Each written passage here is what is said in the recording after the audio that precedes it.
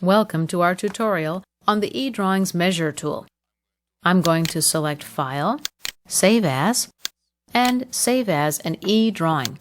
Under the type, we will choose eDrawing. Under Options, I'm going to enable the OK to measure this eDrawings file checkbox. Okay, cancel out of here for now. And cancel out of here as well.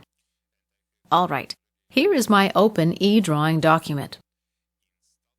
In the status bar at the bottom right, I see that the Measure Tool is indeed active already in this eDrawing document.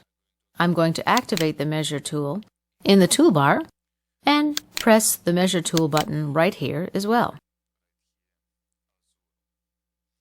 From these drop-down menus, we choose our units for both distance and angle. Up top here, we have 4 different selection filters to choose from. Select Face, Edge, Vertex, or select Hole. I'm going to choose Select Edge.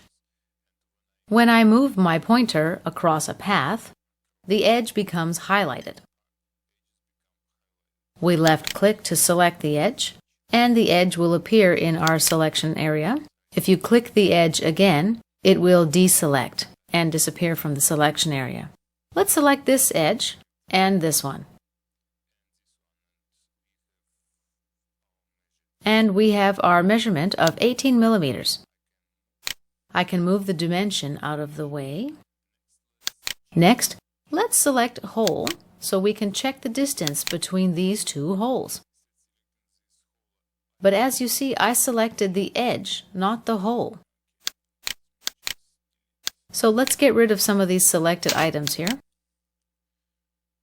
We can Shift Select and delete. Click on Select Edge again to disable it, which leaves us only with Select Hole enabled. Now we select our holes again, and we can measure the center distance between the 2 holes at 24 millimeters. When we save our eDrawing document, we do have the option to enable measure or disable it from the Save As checkbox. I'm going to cancel out of this for now. If the Measure Tool is disabled, the icon in the status bar at the bottom of your workspace will indicate so. And this concludes our review of the eDrawings Measure Tool.